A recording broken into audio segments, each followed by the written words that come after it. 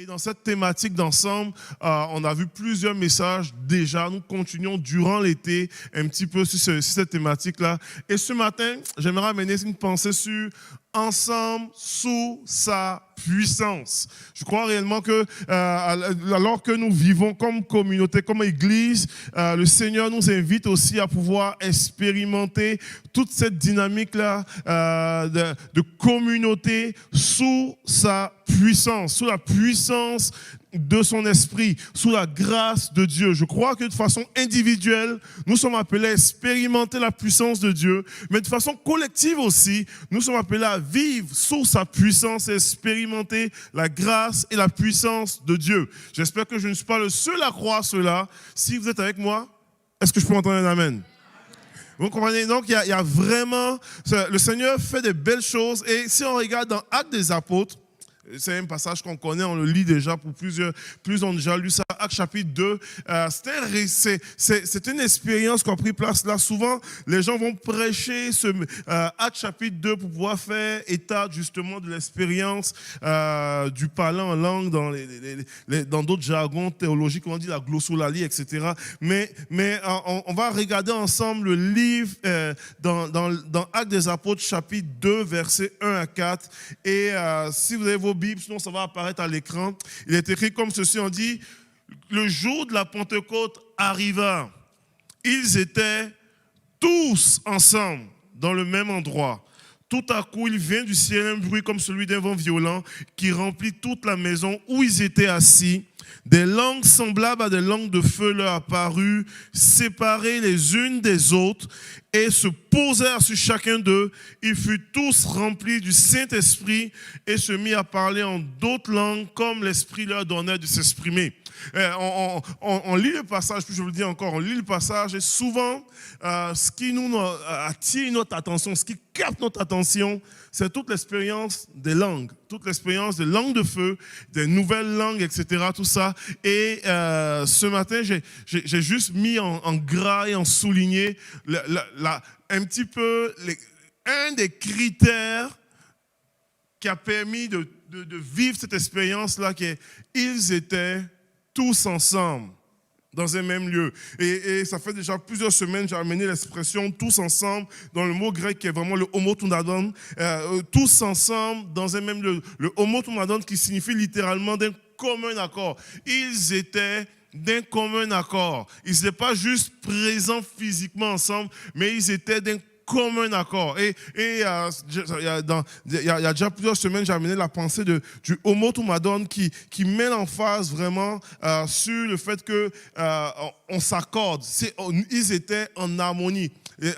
En différenciant le homotounadon de l'espèce de pensée unique. Ce n'était pas une question de pensée unique, c'était beaucoup plus l'idée de pouvoir être en harmonie. C'était une expression qui est utilisée souvent même dans un contexte musical, comme un petit peu avec les notes de musique, do, ré, mi, fa, sol. C'est toutes des notes différentes, mais qui peuvent être mises ensemble pour former une harmonie. Et dans c'est la même expression que le médecin Luc, qui est l'auteur de Actes des Apôtres, utilise pour pouvoir mener cette pensée-là, pour dire ils sont différents. Les apôtres étaient différents les uns des autres, mais ils étaient homotounadon, ils étaient d'un commun accord. Dans leur différence, ils étaient en harmonie. Et il utilise ça pour dire ça là, alors qu'ils étaient tous ensemble comme cela, c'était un critère pour tout simplement la venue et la puissance de Dieu, du Saint-Esprit, etc. Et je crois réellement que nous vivons un moment où est-ce que Dieu nous appelle à vivre un temps j'ai créé moi mon propre mot là, domotumadoning. un temps où est-ce que nous vivons, nous sommes peut-être différents les uns les autres, de différentes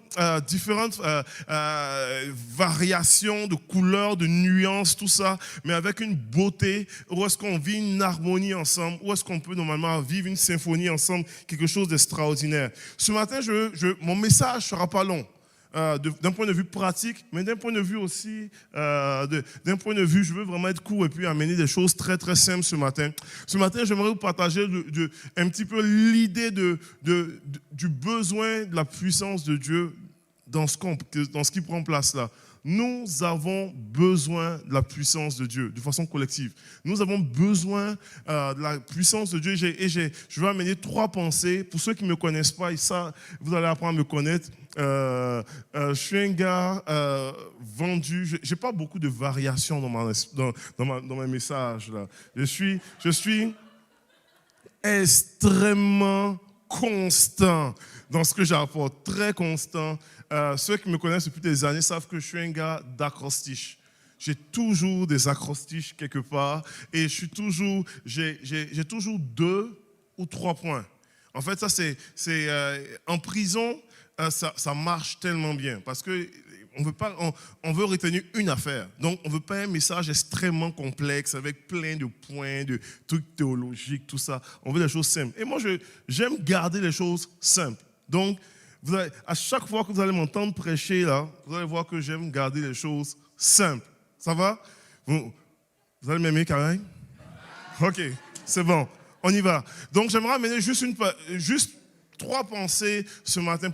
Nous avons besoin de la puissance de Dieu pour dynamiser notre relation avec Dieu. Nous avons besoin de la puissance de Dieu pour détacher notre cœur de ce qui nous détruit. Nous avons besoin de la puissance de Dieu pour décupler notre impact, l'impact de notre témoignage.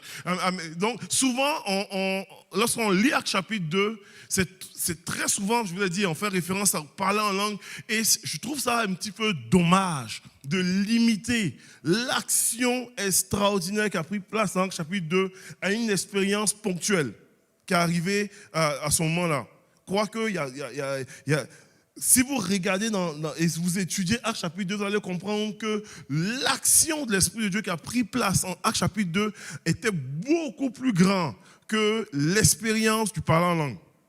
Il y a quelque chose qui a pris place véritablement. Et je prie réellement que ce que Dieu va en train de faire ici à travers le Hub soit beaucoup plus grand qu'une expérience ponctuelle d'un dimanche matin où est-ce qu'on vit quelque chose de glorieux.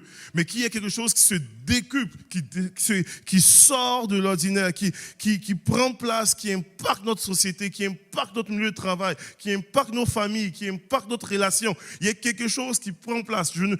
Ça serait extraordinairement réducteur de limiter l'action de Dieu dans nos vies à une réunion du dimanche matin 10h. Comprenez un peu? Je crois que Dieu veut normalement et Dieu nous appelle à pouvoir expérimenter sa puissance qui va bien au-delà de cela. Quoique j'aime les réunions du dimanche matin 10h, comprenez? Mais ça va beaucoup plus loin que ça. Et une des choses qu'on réalise, c'est que lorsque l'Esprit de Dieu vient faire son œuvre et prend place et vient faire son action parmi cette communauté de croyants composée de 120 personnes, il y a eu normalement une redynamisation de leur relation avec Dieu. Il y a vraiment quelque chose qui a pris place et c'est assez particulier. J'ai toujours été étonné de pourquoi Jésus a dit aux disciples, il est avantageux pour vous que je m'en aille. Parce que je suis un gars très pragmatique de nature. Je dis, les gars en question rencontraient Jésus tous les jours. Ils étaient déjà en relation avec Dieu, juste en côtoyant Jésus. Ils étaient continuellement presque en prière. Comprenez, si tu parles à Jésus, tu es comme en prière. Pensez-y un petit peu. Comprenez? C'est très, très, très merveilleux ça. Donc, ils côtoyaient Jésus régulièrement. Ils voyaient les miracles que Jésus faisait. Ils entendaient en direct les enseignements de Jésus.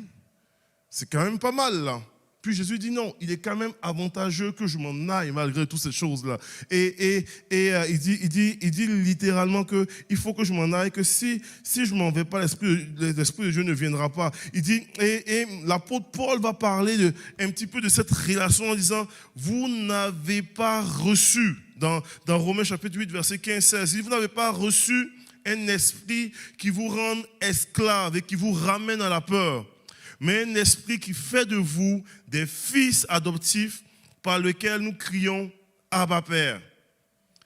Cet esprit lui-même atteste à notre esprit que nous sommes enfants de Dieu. Il dit qu'il y a quelque chose qui prend place en acceptant, en laissant l'Esprit de Dieu venir faire son œuvre en nous, c'est que nous devenons des fils et des filles adoptifs. Ta relation, ce n'est pas une relation de serviteur, ce n'est pas une relation d'esclave, c'est une relation de fils et de fille avec ton Père. Et ça, c'est possible par l'Esprit de Dieu, de façon très concrète.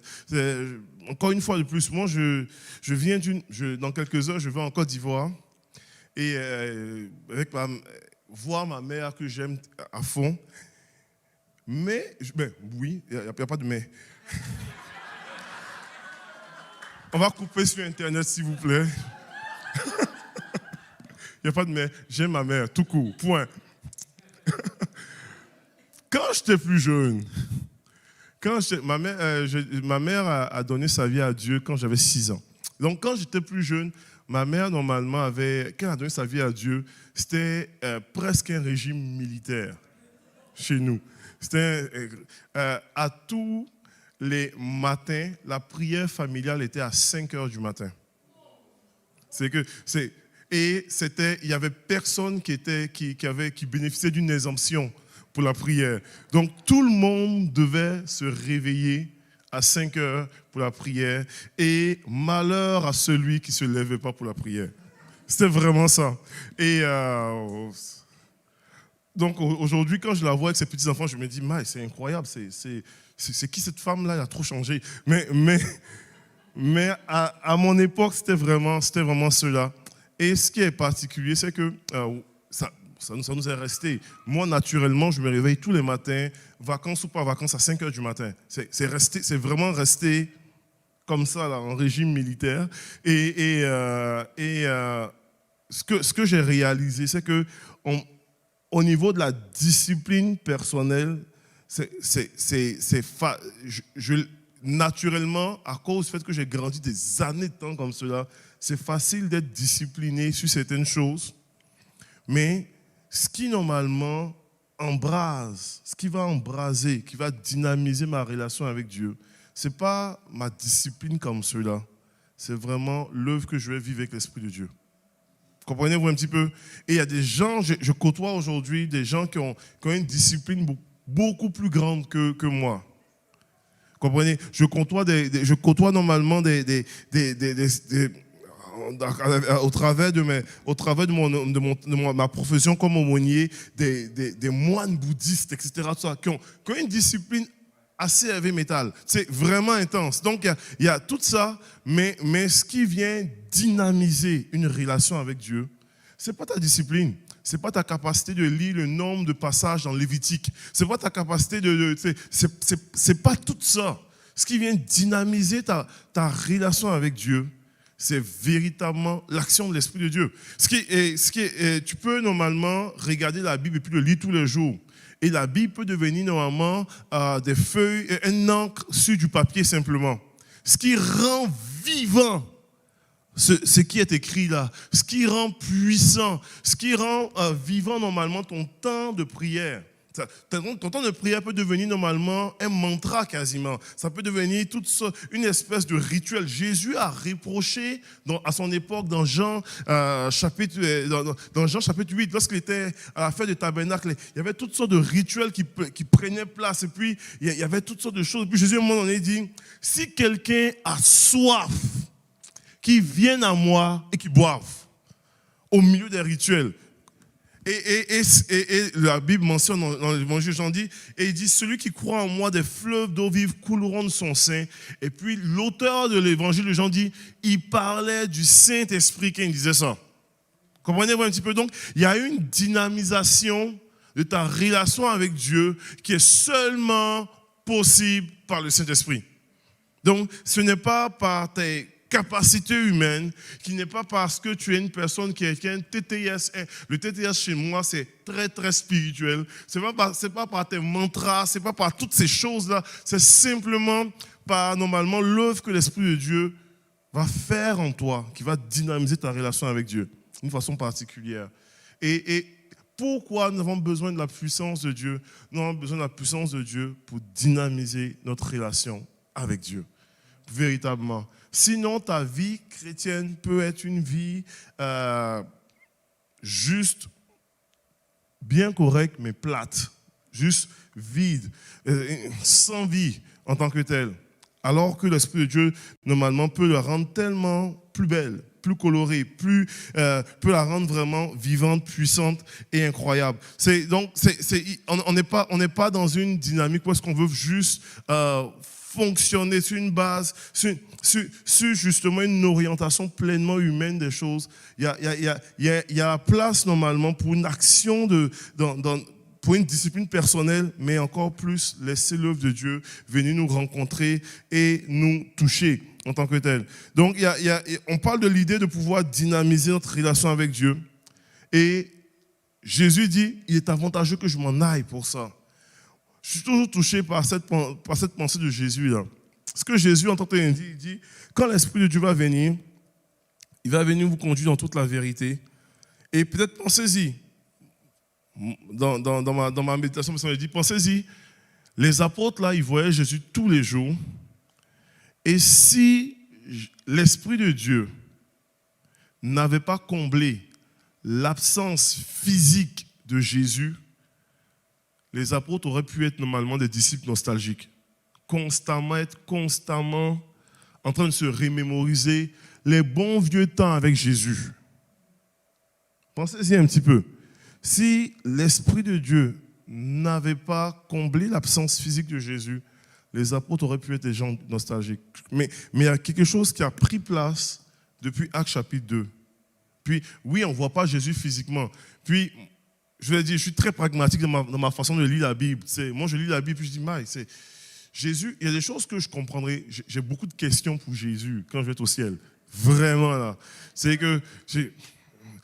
cette portion-là, il y a une portion où est-ce que j'ai une bonne question pour Jésus par rapport à la résurrection. Parce que moi, je dis d'un point de vue pratique, Jésus, tu es ressuscité. Là, tu te montres aux apôtres. Pourquoi tu ne vas pas te balader dans les rues de Jérusalem? Tout le monde te voit. Puis on voit tes mains percées, etc. Puis Jésus dit non. Il dit, les gens croiront pas à cause de ce qu'ils ont vu, mais parce qu'ils ont cru. Les gens viendront à moi, pas à cause de ce qu'ils ont vu, mais ce qu'ils ont cru. Donc, il dit, vous là, allez témoigner de ce que j'ai fait en vous, mais personne n'a vu, à part vous. Comprenez-vous un petit peu? Ça, des choses que, d'un point de vue cartésien, je ne comprends pas ça. Mais c'est ça la beauté de la foi en Jésus, en tant que tel. Donc, il y a plein de choses comme cela que la Bible nous enseigne. Où est-ce que, par l'Esprit de Dieu, Dieu vient dynamiser notre relation avec Dieu et nous amène dans des sphères incroyables. Et l'Esprit de Dieu vient dynamiser la relation, mais il ne fait pas juste dynamiser notre relation avec Dieu. Il vient aussi faire une œuvre dans notre cœur. Et il vient détacher notre cœur de ce qui nous détruit. Ça, c'est quelque chose qu'on ne réalise pas. Mais pourquoi nous avons besoin de la puissance de Dieu d'un point de vue collectif ensemble? C'est parce que nous avons besoin que l'Esprit de Dieu vienne détacher notre cœur de ce qui nous détruit. La Bible déclare normalement dans Colossiens 3, versets 2 à 3, il dit « Affectionnez-vous des choses d'en haut et non pas celles qui sont sur la terre. Car vous êtes morts et votre vie est cachée en Christ, en Dieu. » Et il dit que votre amour soit sans hypocrisie dans Romains 12, verset 9. Il dit, ayez le mal en horreur, attachez-vous au bien. La réalité est que notre cœur, normalement, a besoin d'être attaché au bien, d'affectionner les choses d'en haut. La possibilité d'affectionner les choses d'en haut est possible par le Saint-Esprit. C'est ça la réalité. Par l'Esprit de Dieu, nos cœurs s'attachent aux choses d'en haut en tant que tel. Donc, le Seigneur, de plus en plus, détache notre cœur de choses terrestres et nous rattache aux choses qui, lui sont propres. Vous savez que je travaille en prison. Et en prison, les gens ne réalisent pas, mais il y a plein de cochonneries qui circulent pareil. Donc, il y a la drogue qui circule, il y a vraiment tout un réseau de drogue qui passe quand même. Les détenus font eux-mêmes leur propre alcool, la boboche, et frélaté. Non, c'est très, très, très forte. C'est pas contrôlé, hein, donc ça peut être de l'alcool pur. Et puis, ils se rendent malades là-dedans. Les gens prennent des drogues qui sont coupées avec d'autres substances chimiques. Ils se tuent avec ça. Des fois, ils se rendent aveugles, etc. Et quand tu rencontres un détenu qui consomme et des fois qui a des séquelles de sa consommation, tu te dis, mais pourquoi tu fais ça? Tu te dis, c'est tellement un phénomène grave en prison que je vous donne on offre aux détenus qui sont des personnes très dépendantes à la drogue, la méthadone, qui est une forme de drogue, pour pouvoir juste, au moins les permettre de pouvoir les sévrer en douceur. Donc, le service correctionnel préfère donner de la drogue que laisser le détenu lui-même couper sa propre drogue et puis se tuer avec. Comprenez-moi un petit peu. Là, je te dis, mais c'est incroyable. Puis moi, au début, c'était mon choc quand j'ai commencé comme aumônier. Je dis, mais comment est-ce que excusez-moi l'expression, on donne la drogue à des gens, etc., tout ça. Puis, très vite, j'ai réalisé quelque chose. J'ai dit, c'est incroyable. Les gens, pourquoi consomment la drogue? C'est parce qu'à un moment donné, ça leur fait du bien, temporairement. Mais il y a vraiment un buzz, il y a vraiment un état agréable. Tu sais, j'ai parlé avec des personnes qui sont très dépendantes. Là. Il y a quelque chose que ça apporte, qui apporte un certain bien-être temporaire, j'en conviens, mais ultimement qui les détruit. Ça va, vous êtes avec moi? J'aimerais vous déclarer que des fois dans nos vies, on a des choses comme ça dans nos vies, qu'à court terme, des fois, ça nous apporte un certain confort, un certain bien. Mais si on le garde dans nos vies, elle nous détruit. Ça va? Je ne vais pas vous traumatiser ce matin. Hein. Je vais vous parler avec amour. Je vais prêcher toute la parole de Dieu. Et c'est ça la réalité. Mais l'Esprit de Dieu vient normalement des fois, met le doigt dessus et puis dit, hey, mon gars, ma fille, ça là, c'est cool pour l'instant. Mais si tu continues de le consommer, ça va te détruire. Si tu continues de faire ce que tu fais, ça va te détruire. Si tu continues de faire cette pratique-là, ça va te détruire. Si tu continues de garder cette habitude-là, ça va scraper ton mariage, ça va détruire ta vie, ça va détruire ta famille, ça va détruire tes enfants. Comprenez-vous un petit peu? Et l'Esprit de Dieu vient normalement nous détacher notre cœur pour dire, ok, ça là, tu as besoin de pouvoir le tasser pour pouvoir progresser. Dans les Écritures, dans 2 Pierre, la Bible à un moment donné parle de Lot.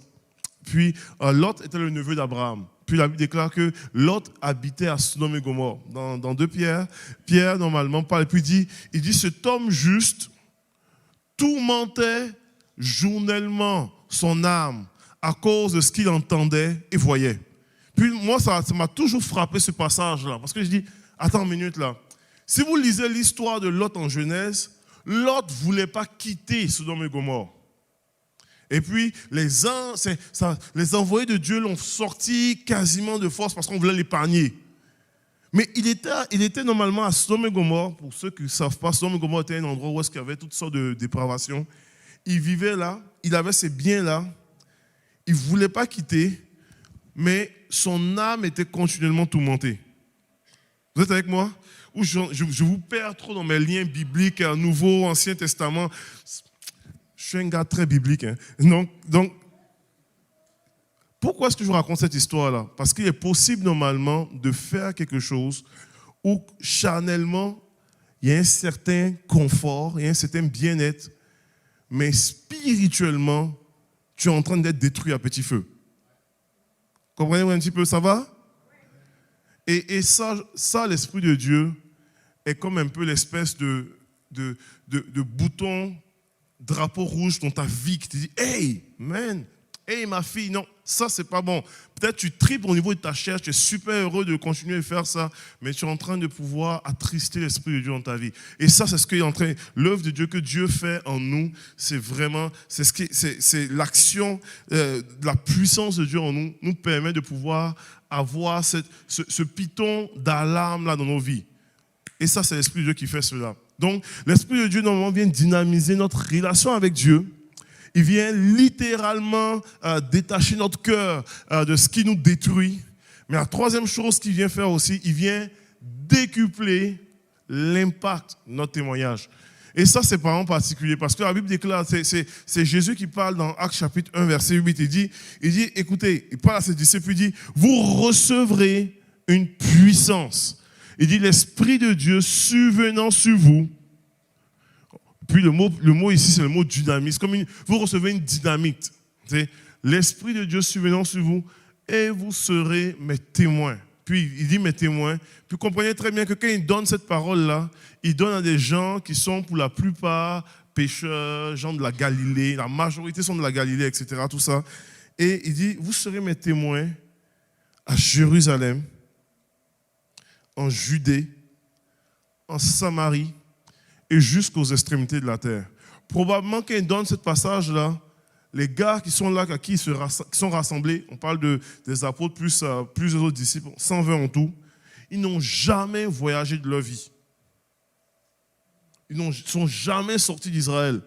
Puis là, il dit, vous serez mes témoins jusqu'aux extrémités de la terre. Donc, il est en train de dire littéralement, vous comprenez très bien que Jésus, la majorité de son ministère, la majorité du temps passé son ministère, il a fait autour d'un lac.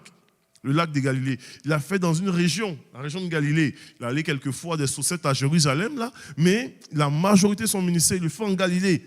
Et là, il dit, il y a quelque chose qui va prendre place ici, et ça va se décupler d'une façon incroyable. Ça va se décupler à Jérusalem, ça va se décupler en Judée, ça va se décupler en Samarie, et ça va s'étendre jusqu'aux extrémités de la terre.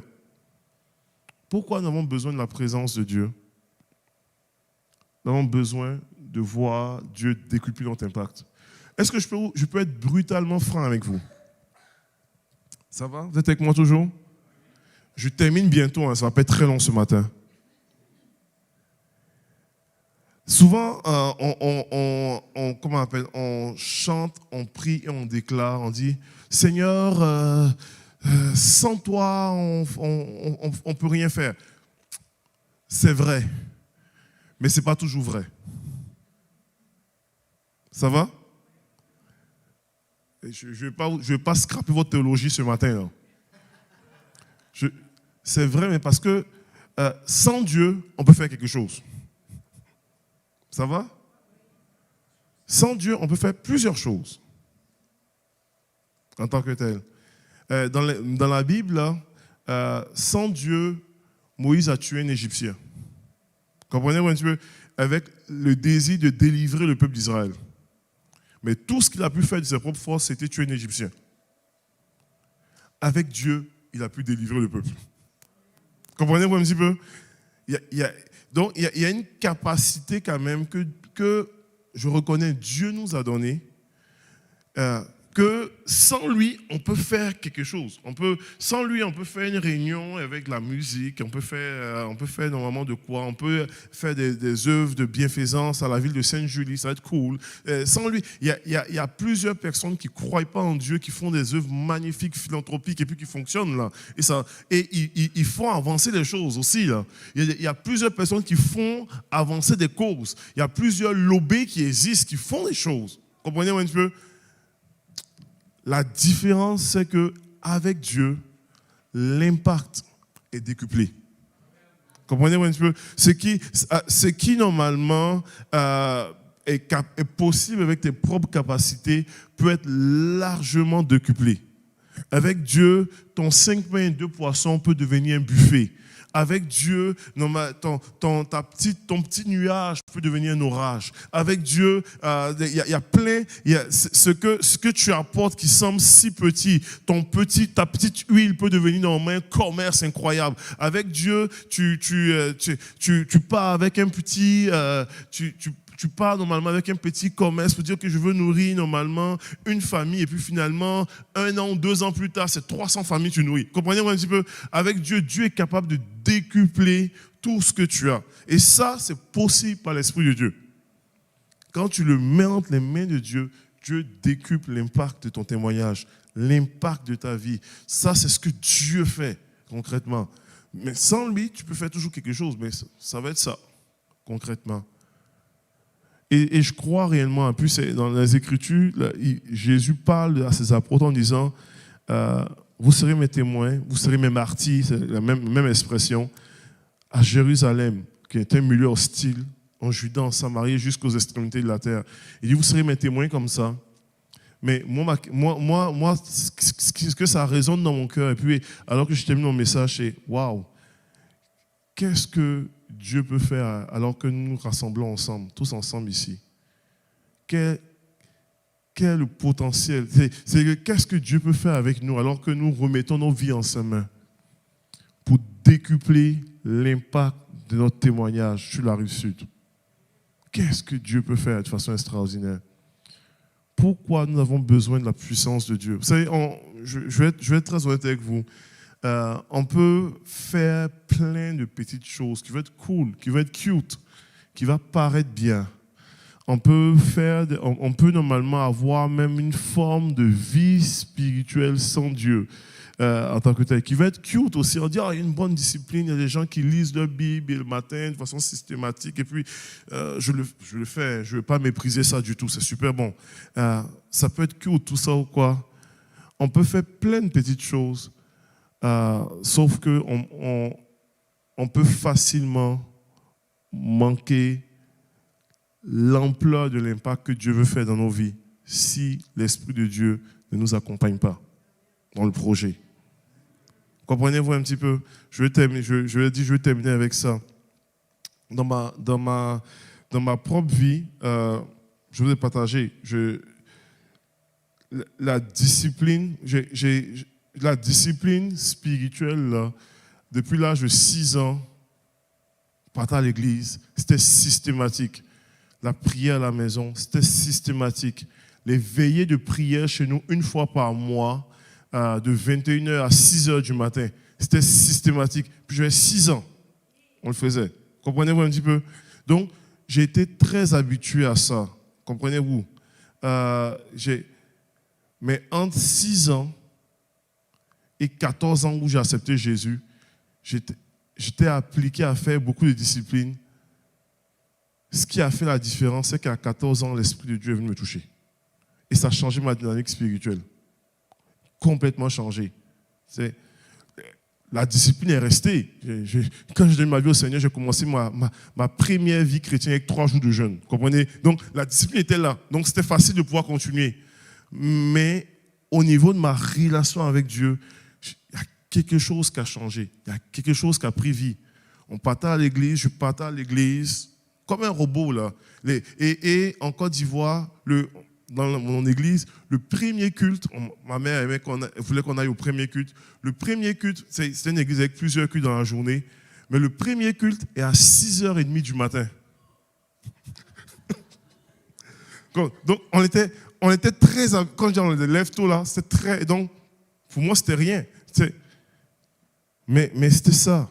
Donc, la discipline était là, mais l'expérience, l'action de Dieu est venue faire toute la différence au niveau de ma relation avec Dieu. Et moi, je prie cela dans nos vies aujourd'hui, dans le nom de Jésus, en tant que tel. Et qu'on puisse le vivre de façon individuelle, mais qu'on puisse le vivre de façon collective, en homotomadon, de façon harmonieuse, où chaque personne dans sa facette d'expérimenter Dieu. Il y a certains qui vont dans leur intimité avec Dieu expérimenter Dieu de façon artistique, d'autres qui vont expérimenter Dieu de façon au niveau de la musique, au niveau des temps de prière intense, d'intercession, d'autres qui vont expérimenter dans la nature, Dieu va les parler à travers des choses, d'autres qui vont expérimenter en faisant des recettes de cuisine et puis Dieu les parle à travers les ingrédients. Ça peut être différentes choses comme cela. Je vous le dis ça parce que j'ai déjà vécu ça avec les recettes. Donc,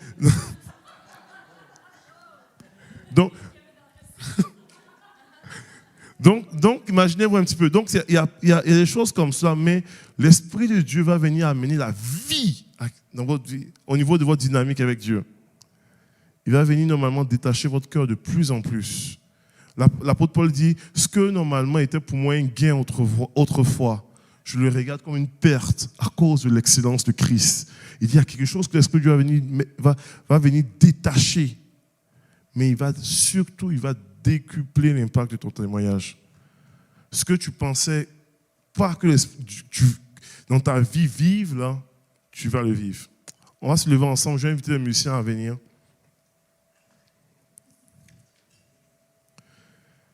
Et cette semaine, je vais vous inviter à faire un défi.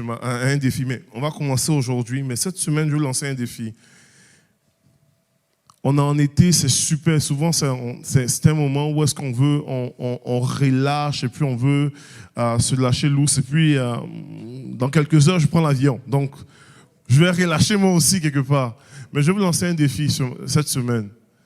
Je vais tellement hâte à ce dimanche. Et puis, à m'en aller en vacances. Puis, tiens, on prend l'avion, tout ça. Et puis, pendant que je préparais mon message, puis cette semaine, si vous me permettez, Isabelle m'avait en fait appelé elle m'avait écrit pour dire as-tu une idée de ce que tu vas apporter cette semaine, tout ça. Et puis j'étais en mode I'm gone. Alléluia. Bye, je vous aime. Et vraiment le Seigneur est venu parler à mon cœur très fort pour dire hey, dimanche, parle-leur de ma puissance. Parle-leur de ma puissance et ce qui est possible sous la puissance de Dieu, véritablement. Et c'est vraiment ce que j'ai reçu à cœur que je vous partage avec simplicité. Il y a tellement une richesse dans la puissance de Dieu. Et il y a tellement quelque chose qu'on peut vivre de façon collective ici. Vous n'avez aucune idée de l'impact qu'on peut avoir ensemble. Il y a 2000 ans, ça ne peut pas le chiffre que nous sommes quand on est ensemble, le hub. Il y a 2000 ans, il y avait 120 personnes qui ont bouleversé le monde connu de l'époque. On est presque le même nombre quand on se rassemble tous ensemble. Il y a 2000 ans, des gens très ordinaires. Ce n'étaient pas des gens qui étaient des leaders religieux, des connaisseurs de la Bible, des choses, des gens qui étaient des crinqués, des TTS, des pharisiens. Non. C'était des gens très ordinaires. Des gens comme vous et moi, mais qui avaient juste un cœur à la bonne place, qui aimaient vraiment Jésus. Et qui étaient ensemble d'un commun accord, en harmonie, très différents les uns des autres. Comprenez-vous? Des gens d'autres étaient pêcheurs, d'autres étaient anciens collecteurs d'impôts, qui venaient de différents horizons. 120. Mais qui ont bouleversé, alors qu'ils étaient d'un commun accord, avec un amour profond pour Jésus. Ils ont bouleversé le monde connu de l'époque. Si Dieu était capable de faire cela à 2000 ans, imaginez aujourd'hui. Il y a 2000 ans, ces gars-là n'avaient pas d'Internet, ils n'avaient pas de cellulaire, ils n'avaient pas de Wi-Fi, ils n'avaient pas de voiture, ils n'avaient même pas d'électricité, ils n'avaient pas de band musicale comme ça, ils n'avaient pas de moyens de communication hors pair. Ils avaient juste un cœur qui aimait Jésus et un désir de voir Dieu agir dans leur vie. Et ils ont bouleversé le monde connu de l'époque. Ils ont impacté la ville de Jérusalem. Ils se sont répandus sur la Judée. La Samarie était envahie. Et jusqu'aux extrémités de la terre, on a entendu parler de ça. Et l'empire romain de l'époque a été même bouleversé à travers ça. Oui, et l'empire a essayé de les combattre au maximum avec toutes sortes de persécutions, et ils n'ont pas pu arrêter ce qui avait commencé ce jour-là à Jérusalem il y a 2000 ans. Imaginez aujourd'hui s'il y a des hommes et des femmes ordinaires avec simplicité qui aiment profondément Jésus, qui décident de dire Seigneur, je dispose mon cœur devant toi, je mets ma vie devant toi. Viens faire ton action dans ma vie. Viens faire ton œuvre en moi. Et me voici mon cœur ouvert. Impacte ma relation avec Dieu. Détache mon cœur de ce qui normalement peut me détruire. Et décuple l'impact de mon témoignage. Imaginez ce qui peut prendre place. Et alors qu'on termine cette réunion ce matin, j'aimerais qu'on puisse vraiment lancer ce défi à cette semaine pour dire, Seigneur, je sais qu'on est chrétiens pour la plupart, je sais qu'on a une relation avec Dieu pour la plupart, mais faites l'exercice, faisons l'exercice ensemble de dire, on veut te laisser la place, Saint-Esprit, dans nos vies, pour nous diriger, pour nous parler, pour venir orienter et impacter impacter nos vies. Et faisons-le avec juste, et gardons proche de nous une Bible, et gardons proche de nous un petit cahier pour noter ce que Dieu peut nous dire dans ce moment-là d'écoute de lui.